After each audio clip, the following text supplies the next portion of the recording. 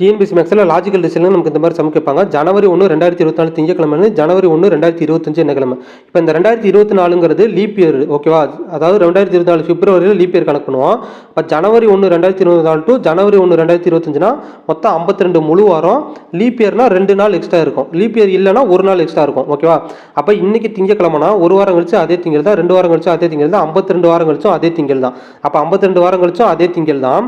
இங்கே 2 நாள் இருக்கா, அந்த 2 நாளை சேர்த்துக்கணும். அடுத்து முதல் நாள் செவ்வாய், திங்கள்னா அதுக்கு அடுத்த நாள் செவ்வாய், அதுக்கு அடுத்த நாள் புதன். அப்போ ஆன்சர் வந்து புதன், ஓகேவா. இப்போ இதில் பாருங்கள், எது லீப் ஆண்டு இல்லை. இப்போ எந்த நம்பர் 4ஆல் டிவைட் ஆகுதோ அது எல்லாமே நமக்கு லீப் ஆண்டு.